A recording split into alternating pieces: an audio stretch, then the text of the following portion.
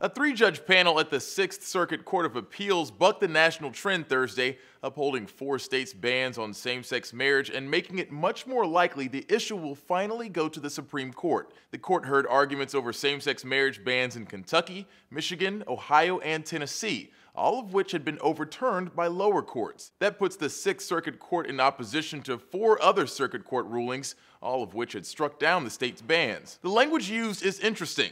Judge Jeffrey Sutton began the majority opinion by basically saying same-sex marriage is so close to being the law of the land, it should be up to voters, not courts, to finish the job. It said if the marriage debate is settled by the courts, it would perpetuate the idea that the heroes in these change events are judges and lawyers, and it would be better if the people, gay and straight alike, become the heroes of their own stories. That kind of reasoning seems a little unusual and was quickly picked up by critics. A New York Times editor said, "Who cares about the identity of the heroes of change events?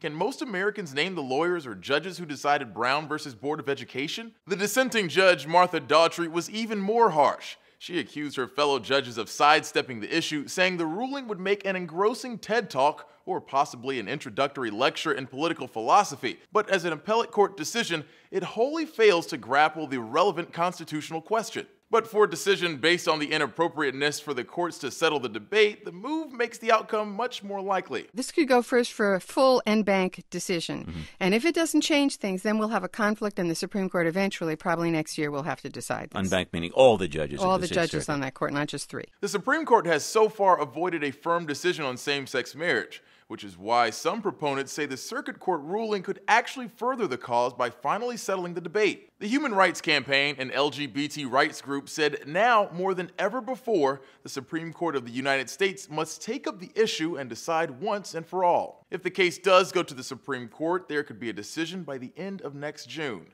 For Newsy, I'm Christian Bryant.